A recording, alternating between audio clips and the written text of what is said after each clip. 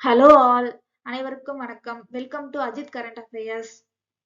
இன்னைக்கு நம்ம bed time சிஏல June 6 2026 அன்னைக்கு நடந்த நடப்பு நிகழ்வுகளை 5 நிமிஷத்துல என்னன்னு பார்ப்போம். முதல் செய்தி என்னன்னா விளையாட்டு செய்தி. நார்வே செஸ் 2026 இதுல நம்ம இந்தியா வெற்றி பெற்றிருக்கு. யார் அந்த போட்டியாளர்னா பிரக்யானந்தா. இதுல மிக முக்கியமான விஷயம் என்னன்னு பாத்தீங்கன்னா, இந்த நார்வே செஸ்ல இதுதான் இந்தியா ஃபர்ஸ்ட் டைம் வின் பண்ணது. யாரை வீழ்த்தினாங்கன்னா மேக்னஸ் கார்ல்சனை டிஃபீட் பண்ணியிருக்காங்க. செஸ்ஸை பத்தி நம்ம இன்ட்ரெஸ்டிங்கான நியூஸ் பார்ப்போம். நம்ம செஸ் பிளேயர்ஸை கிராண்ட் மாஸ்டர் அப்படின்னு சொல்லுவோம். இந்தியால மொத்தம் 95 கிராண்ட் மாஸ்டர்ஸ் இருக்காங்க. அதுல தமிழ்நாடு தான் ஃபர்ஸ்ட் பிளேஸ்ல இருக்கு.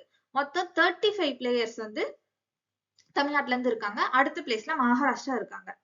இந்தியாவோட ஃபர்ஸ்ட் கிராண்ட் மாஸ்டர் யாருன்னு பார்த்தா அதுவும் நம்ம தமிழ்நாட்டை சேர்ந்தவங்க தான், விஸ்வநாதன் ஆனந்த். அவர் எப்ப கிராண்ட் மாஸ்டர் டைட்டில் வாங்குறாங்கன்னா 1988ல தான் வாங்குறாரு.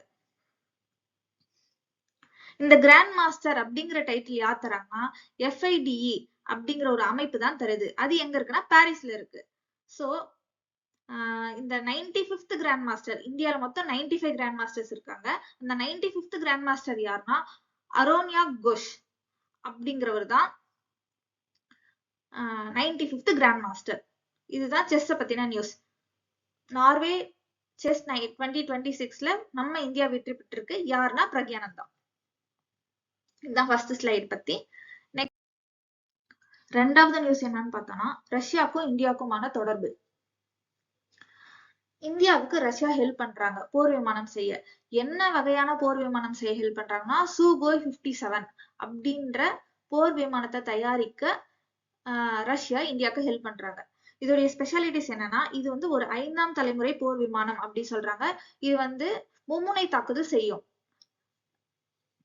அது மட்டும் இல்லாம ரொம்ப மோசமான வானிலையிலயும் இது செயல்படும் அப்படின்னு சொல்றாங்க. இந்தியாவோட 5th ஜெனரேஷன் போர் விமானம் எப்ப தயாராகுதுன்னா 2030ல தான் தயாராகுது. சோ அது வரைக்கும் நமக்கு ரஷ்யா இந்த வகையான போர் விமானங்களை தயாரிக்க ஹெல்ப் பண்ணுது.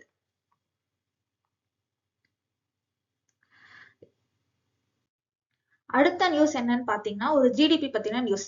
இந்தியாவோட ஜிடிபி 7.8% இன்க்ரீஸ் ஆயிருக்கு. இதுக்கு மிக முக்கிய காரணம் வந்து இந்த சர்வீஸ் செக்டார்ஸ் தான். சர்வீஸ் செக்டாருடைய வளர்ச்சியினாலதான் நம்மளுடைய ஜிடிபி 7.8% இன்க்ரீஸ் ஆயிருக்கு. இந்த சர்வீஸ் செக்டார் அப்படின்னா என்னன்னா இதுல நிறைய டிபார்ட்மெண்ட் வரும். ஐடி, டிரான்ஸ்போர்ட், எஜுகேஷன், சுகாதாரம், சுற்றுலா இதெல்லாம் சேர்ந்ததுதான் இந்த சர்வீஸ் செக்டார்.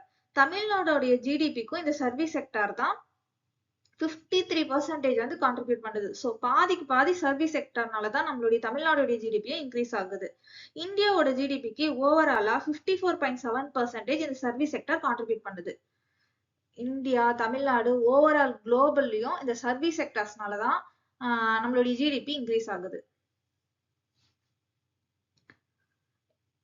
இதுதான் ஜிடிபி பத்தின நியூஸ். இதுதான் என்னோட 4th news and last news.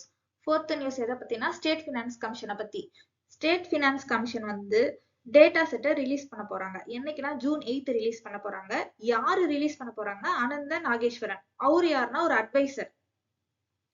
அவர் வந்து ஒரு சீஃப் எக்கனாமிக் அட்வைசர். நம்ம இந்தியாவோட ஒரு சீஃப் எக்கனாமிக் அட்வைசர். அவரு தான் வந்து இதை ரிலீஸ் பண்ண போறாரு.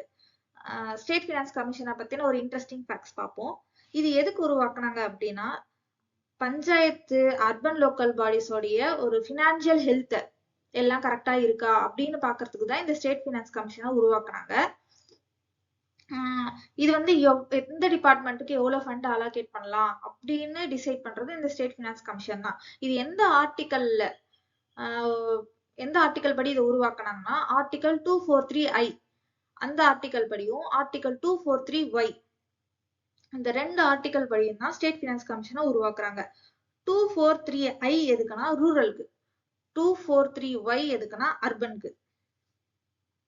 இது வந்து கேட்கறதுக்கான வாய்ப்பு இருக்கு. சோ இதான் ஸ்டேட் பினான்ஸ் கமிஷன் பத்தின ஒரு நியூஸ். லாஸ்டா ஒரு ப்ரீவியஸ் இயர் கொஸ்டின் பார்ப்போம். ஒரு சைடு வந்து கெமிக்கல் நேமும் இன்னொரு சைடு கெமிக்கல் ஃபார்முலாவும் கொடுத்துருக்காங்க. ஃபர்ஸ்ட் என்னன்னு பார்த்தோம்னா குளோரோஃபார்ம். குளோரோஃபார்ம் உடைய கெமிக்கல் ஃபார்முலா வந்து CHCl3. இது வந்து ஒரு மயக்க மருந்து. அடுத்த கேஸ் வந்து பாஸ்ஜின் கேஸ். இதோடைய கெமிக்கல் ஃபார்முலா COCl2. இது ரொம்ப டாக்ஸிக்கான கேஸ். இது எங்க யூஸ் பண்றாங்கன்னா பூச்சிக்கொல்லி மருந்து தயாரிக்க தான் இதை யூஸ் பண்றாங்க. அடுத்த கேஸ் வந்து டியர் கேஸ். டியர் கேஸ் என்னன்னா CCl3NO2. ஆக்சுவலா டியர் கேஸ்ல நிறைய கேசஸ் இருக்கு. அதுல ஒண்ணுதான் இந்த CCl3NO2. அதை நம்ம குளோரோபிக்ரின் அப்படின்னு சொல்லுவோம். CCl3NO2வை நம்ம குளோரோபிக்ரின் சொல்லுவோம். அது வந்து டியர் கேஸ்ல வரும். இந்த பெப்பர் ஸ்ப்ரே, அதுக்கப்புறமா போராட்டம் பண்ணும்போது கேஸ்லாம் அடிப்பாங்கல்ல, அங்க யூஸ் பண்றதுதான் இந்த டியர் கேஸ்.